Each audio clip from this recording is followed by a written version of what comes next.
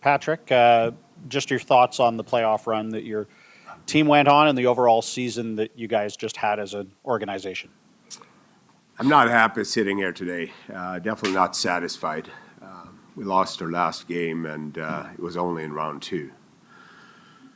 To reflect on the whole season, you back it up when you guys were sitting in front of us, and Jim Rutherford said that if everything goes right, we have a chance to be a playoff team. And when Tocchet and I talked during the year, it was about the process leading up to the playoffs and how do we get better every day. And I think if you look at the segments of our games, I think we got better. But that being said, we're not satisfied at all. You don't know how many chances you're going to have to play in Game 7. And my message to the players is that this is something you're going to bear with you the whole summer, that we lost our last game, and that was only in round 2. It's just going to get harder. And you can talk about the tough learning for some of the guys that haven't been in the playoff environment, and it sure is a different animal. Playing 82 games versus getting in every second day, and every game is just getting harder and harder. So can't say enough but the fans and my experience being in Vancouver here. It was amazing what they did for us. The one game that stands out is when we're down 4-2 against Edmonton, and the fans gave us a win 5-4 there with Garland's late goal. It was amazing. Driving in game days and watching all the jerseys, I mean, guys talked about it. Ryan Johnson, my assistant GM, kept saying, like, hey, you wait on a sunny day when the playoff is in Vancouver. It's just amazing. So I think the players expressed their appreciation to the fans. They expressed their interest. They want to stay here. They want to continue to build. And I'm pleased with the process from the coaches, how they worked with the players. But that being said, not satisfied.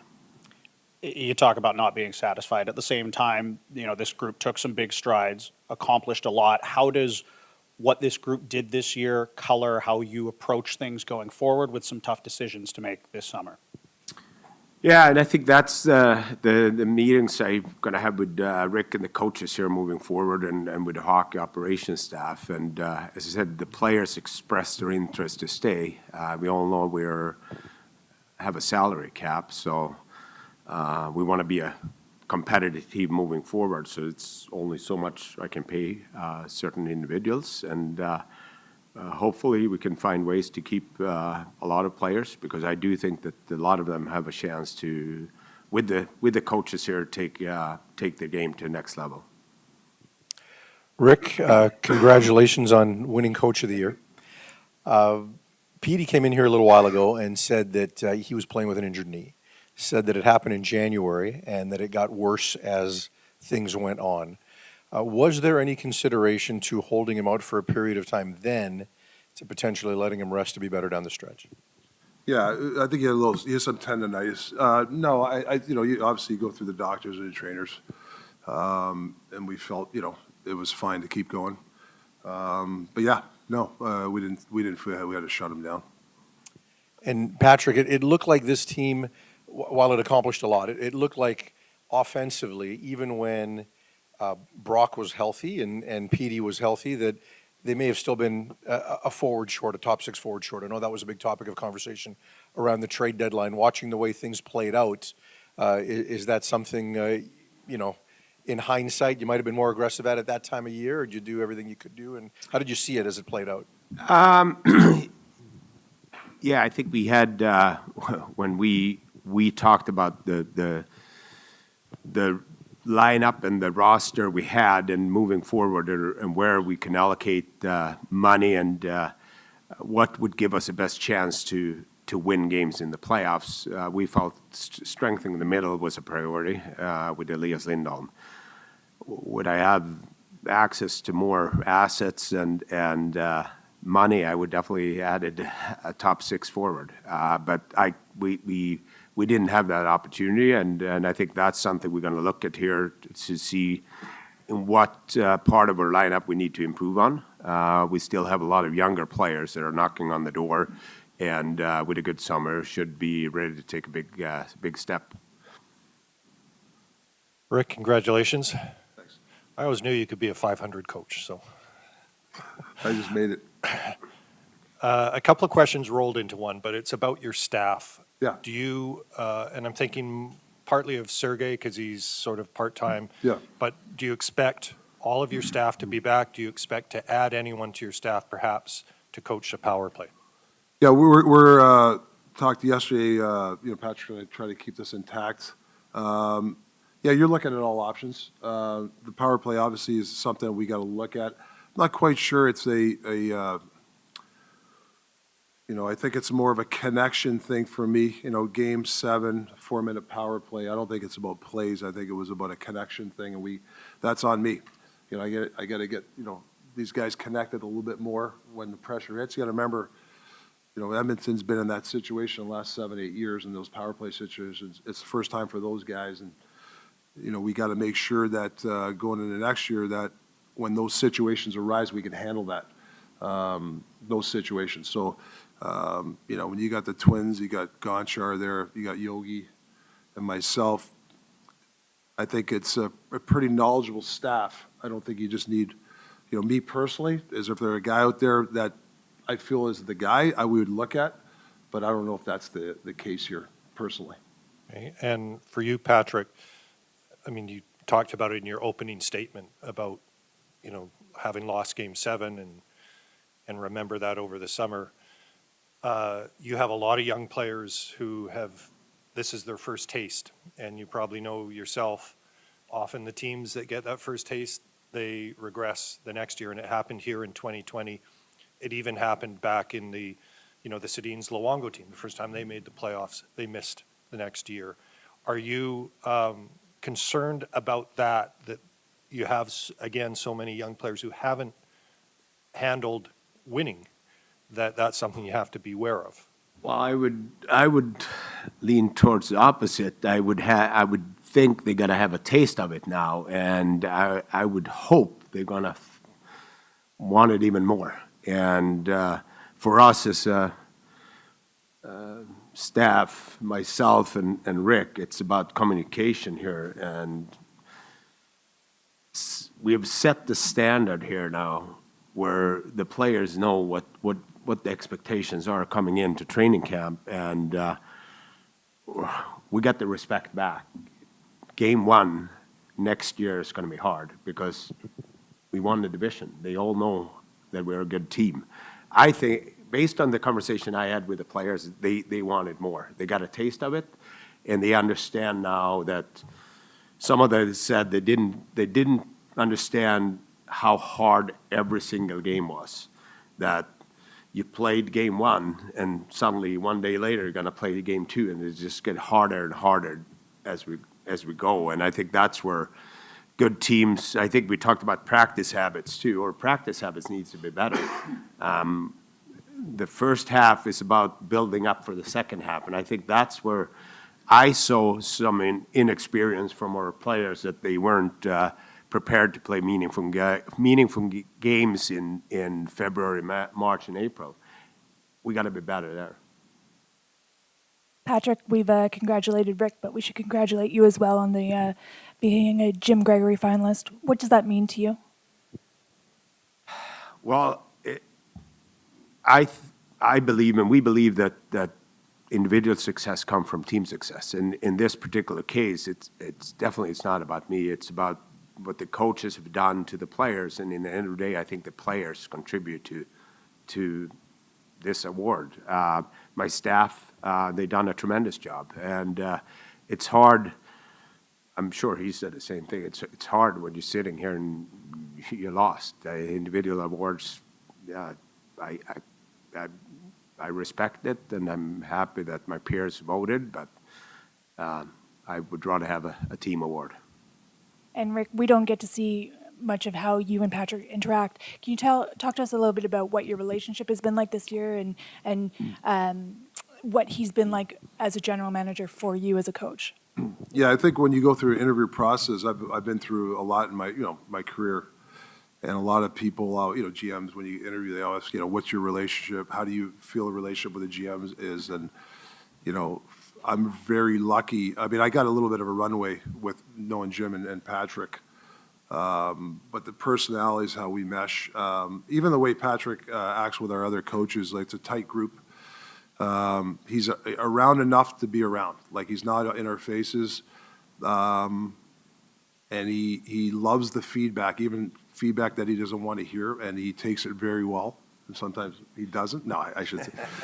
But I just think the connection, I think you have to be connected to your GM. And, there's going to be some bumpy days and stuff, but I think the communication is outstanding, just like the organization and stuff like that. That's the one thing the year and a half I've been here, like, you're going to go through issues here and there, but I think the communication has been awesome. The best, probably the best I've ever had as a head coach. Definitely. Rick, in terms of creating a winning culture here, I'm curious how your relationship with Patrick helps create that. Like, what do you take away from management in terms of building a winning culture? I'm sure you get the players, you're in the room with them, but from management, what are you taking away from them? Or are you taking something and transferring it to the players? How is that winning culture being built from management from your perspective? Well, I think you got to, you talk about systems and what kind of, how you want to play. And then obviously the management GM, they try to tailor that to the system and, what the coach likes. But it's not just, it's obviously, like I value their opinion too. This guy, but playing this guy, this type of player, do you need this? I couldn't be a GM. It's a hard job to piece things together because coaches, all they want is want. And it's hard to get, right? But that's why I feel like we're connected in the sense, I think we know how to play, how we want the Canucks crest and how we want to play. I think we're all on the same page. And it's good to have some good debates on whether it's this player or this draft pick or whatever, well, not the draft picks for me, but more the players and the way we play. Patrick gives us a lot of autonomy when it comes to that, how we play system-wise. And when it comes to players, like I said, they value our opinions. And even like Footy and Gaunch or Josi, he values those opinions too. I think that helps create that environment. Patrick, a lot of the guys who are free agents had very strong playoffs. Some of them didn't. How much does that weigh their playoff performance as opposed to regular season performance weigh on how you will try to re-sign them or how aggressively to re-sign them? Yeah, I think you longer you have a player and you more you see them in critical games, you more you get to know about them. And I was very pleased with a lot of them's performance here and how they expressed their pleasure to work with the coaching staff and how much the coaches have helped them to be ready for those situations. And as I said to each one of them, my preference is to keep them, but I also going to find a way to keep them where money going to make sense for us in order to be competitive moving forward. Do you have I'm sure you've known this is coming for a long time, but do you have a pecking order in your head? This is the way I'm going to go to you first, then you. Like how I'm just wondering from the inside, how are you kind of approaching? Yeah, that we have different ideas how we want to structure our team moving forward, and conversations with Rick, the priorities, and we have early conversations leading up to the playoffs with some of the players, and we decided during the playoffs to keep it quiet here. But again, I think we have also a lot of younger player in our system here that deserves to get an opportunity coming training camp, and we might leave some spots open for them to come in and compete and give us more. Patrick, understanding now that Elias was playing through something over the second half, but also hearing Tocchet say that you didn't think about sitting him down, he didn't look anything like the player that put up 102 points a year ago and was the player of the month or one of the stars of the month in January. What did you see and what didn't you see from Elias down the stretch and into the playoffs? And now with the new contract kicking in, obviously, expectations and pressure come in a market like this one. So what do you guys as an organization have to do to help him get back to being that dominant player? Yeah, You're absolutely right. The expectations comes, and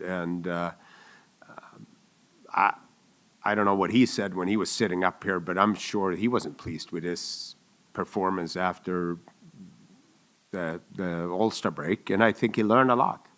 I think he's hungry. I mean, he expressed it right away that he knows what he needs to improve on here in the summer, and he wants to come back and be a really, really impactful player. His talent level is unique. I mean, that doesn't go away. Again, I think this was his first playoff experience, playing every second day with traveling. And when you're being a player like him and Quinn Hughes, they all going to play harder against you. So what do you learn, and how do you prepare yourself leading up for the second half? And I think, to be honest, some of the additions we did last summer was to bring in guys with that experience that can help us, teaching the young guys what practice habits are the first part. And I think we got to get better. I think our guys knows that you prepare yourself the early part of the season for what's coming the second part. And I think that's something that coaches we have here, they have the experience. So it's about willingness to be coached and listen and execute. And you were asked earlier about the lack of scoring from the wings. That became a bit of an issue.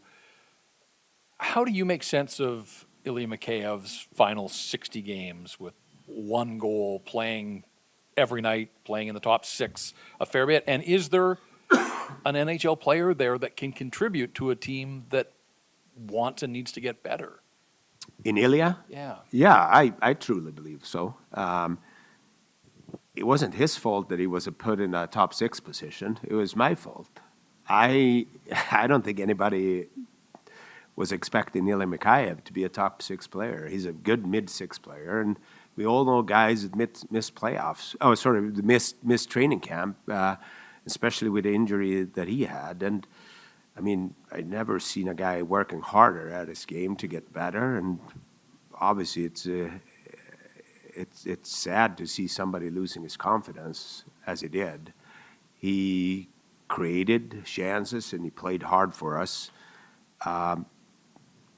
I'm convinced that he's going to come back and provide the value that he has and the intangibles as he brings with speed. But again, my job is to put players in a position where they belong and for them to be successful.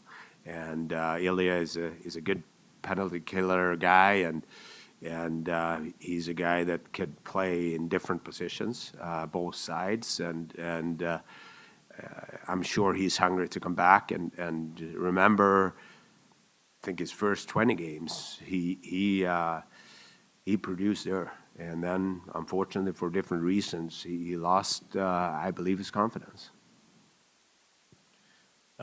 Rick, your team was very potent offensively during the regular season. During the playoffs, the lack of shots became a major talking point. Yeah. You pointed to a lack of execution with missed shots, but are there some things in terms of systems that you will look at during this offseason to make adjustments heading into next season? Yeah, I'd be crazy not to. I got to do a deep dive.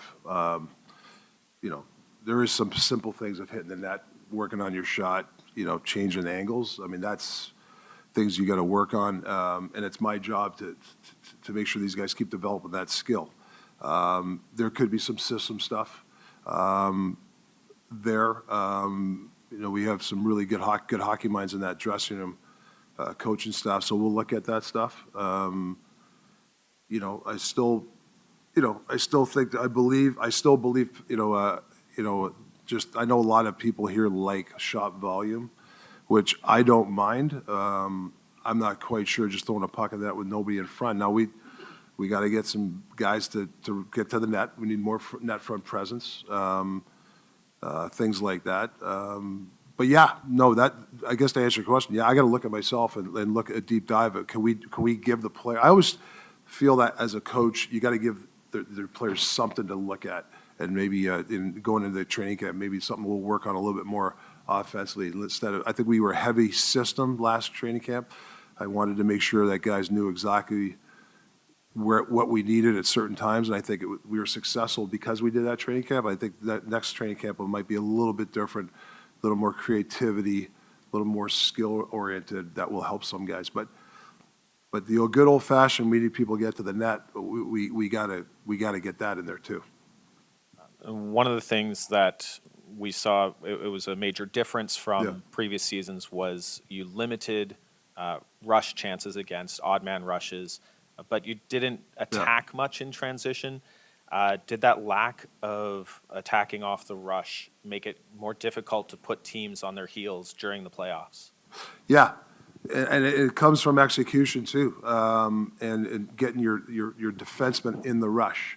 You know, I love the makeup of our D. It's big, gangly. You know, you keep McDavid at what, I don't know how many, 3 assists and 5. Like that's hard to do, and I think that I credit our D from that. So sometimes you got to take a little bit. You got to rob Peter to pay Paul sometimes, right? But saying that, we do have to get better on the rush and more execution. I think at the start of the year, first half of the year, I think we got some good luck. You know, we scored on a 3-on-2. Our conversion rate was high. Second half, it wasn't, and we weren't getting a lot of 3-on-2s and 4-on-2s. But it's another thing we got to look at for sure. Patrik, knowing what you have already on the roster, what would you like to add to the roster? Other than Wayne Gretzky. I already gave him the list. Yeah. And it's a short list. No, I think we're going to continue to see and a top 6 winger would be nice. I think we need to add some speed. But again, for us is to meet with my staff here and see what we have in-house. And as I said, I'm sure a lot of players in Abbotsford took big steps here. So we'll continue here over the next couple of weeks and see where what we have in terms of free agency and the players going to stay here or how much cap space we have left. And Rick, looking at the Oilers series in the end, is there something you wish maybe you'd done differently in terms of setting your lineup, whatever it might be? Yeah, it's tough to play the what if game. You know, the lesson I learned, well, it's a lesson. You go into this season. Obviously that 4-minute power play. I think Mick had that chance on that breakaway. You wish you could. What if we scored a goal? I think that would have loosened us up. Is I think once. We didn't score the power play. It wasn't great. I felt a lot of tightness from guys. Our execution went for there was about 20 minutes. We had a tough time making a tape-to-tape pass. It looked like a lot of guys, to be honest with you, wasn't they were nervous. I'm not sure they wanted the puck. I think there was more like playing safe, and that's when Edmonton started to come. When we got down 3-0 in the third period, it was like you could see. I mean, Connor Garner led the charge. I mean, he goes, "Give me the puck," and that's the style we wanted. So I think it was a lesson learned. I guess your question is, I learned under pressure that we got to, maybe we got to figure with experience, handle when teams hit the pressure on us. How do we handle it? I thought this year, we made strides in that, over the year. So I got to give the guys credit, but that Game 7 is the ultimate test, right? I mean, that's ultimate pressure. And I thought there was a 20-minute, we didn't handle it well. And, the 11 guys at first time in the playoffs, the young, the Huggies and P, never been in those situations, that's the way they got to they'll be better for it. So I think that'll help. Plus the coaches, I got to come up with other ways if that ever happens again. How do we handle it better? So I think everybody takes a piece of the pie and gets better at it. Patrik, quite a few players this year enjoyed career best seasons in Rick's system, including some of the free agents that you signed last year. Do you think that makes Vancouver a more attractive place for free agents this summer? Do you hope to leverage that?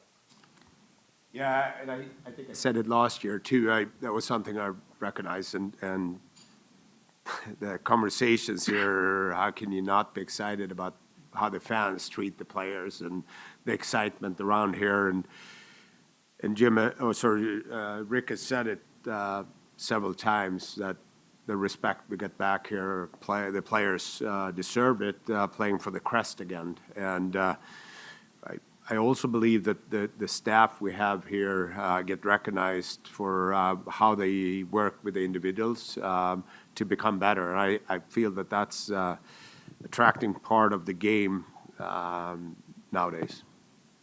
Quinn Hughes took another step forward this year, playing alongside Philip Hronik.